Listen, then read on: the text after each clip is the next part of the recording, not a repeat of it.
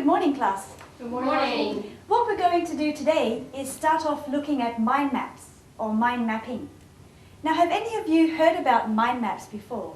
Yes. No. Yes, some of you have, some of you haven't.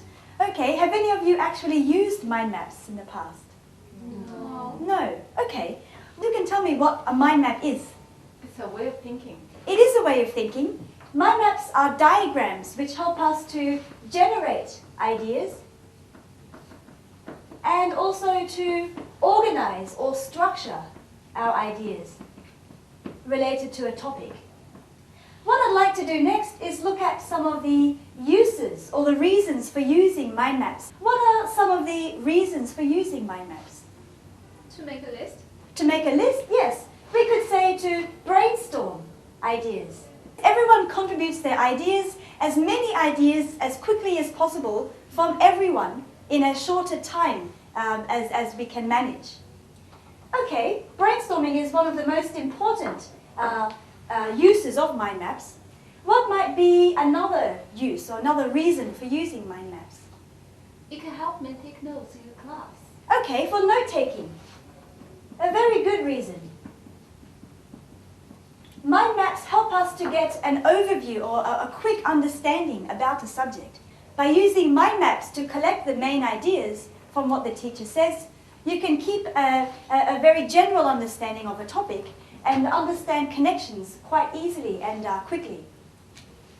What are some other uses of mind maps? Preparing for exams. Okay, preparing for exams, that's a very good reason.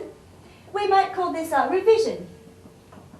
Before an exam, after having studied for many days or even weeks, you might want to capture the very general understanding about a subject. Are there any other uses that you can think of for mind mapping?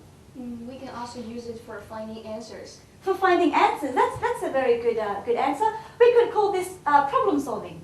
We can use mind maps to see other possible alternatives or options to solve a problem.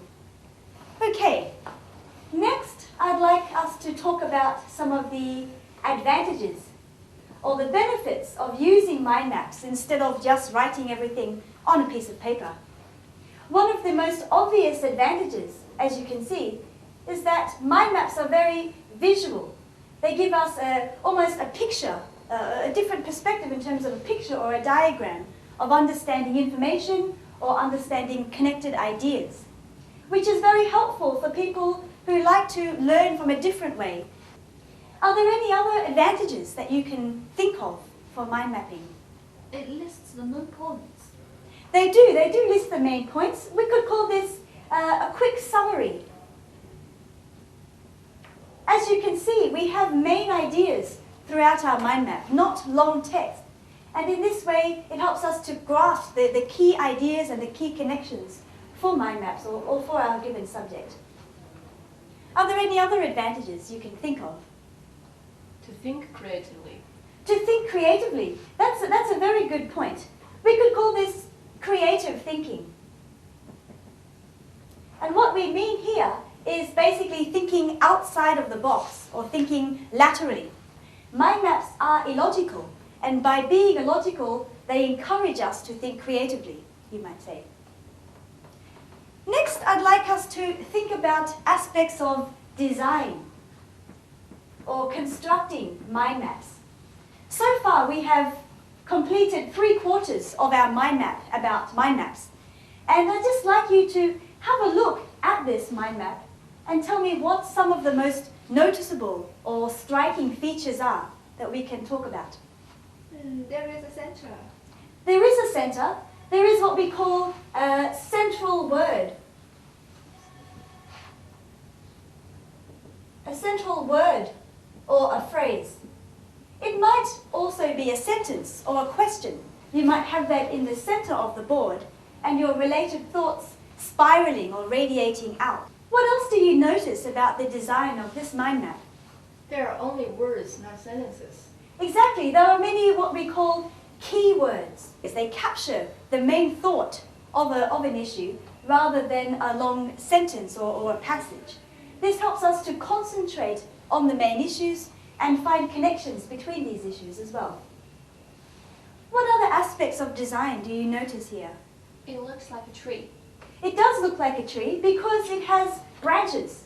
By having branches, it shows how our thinking is radiating out or spiraling out from key ideas or central ideas to keywords, to subwords, and so forth.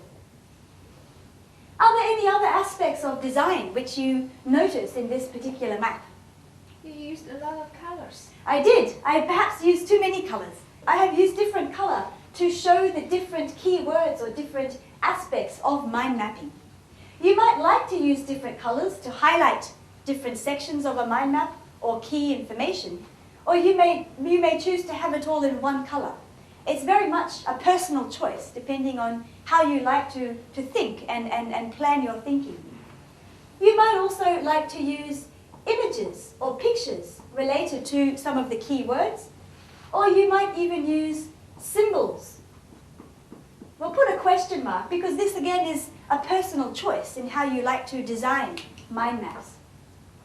For example, I might choose to use a thought bubble as a symbol highlighting or identifying my central phrase, mind maps. This could be a feature of my own mind maps. Whenever I design a mind map, I highlight my central thought using a speech bubble symbol.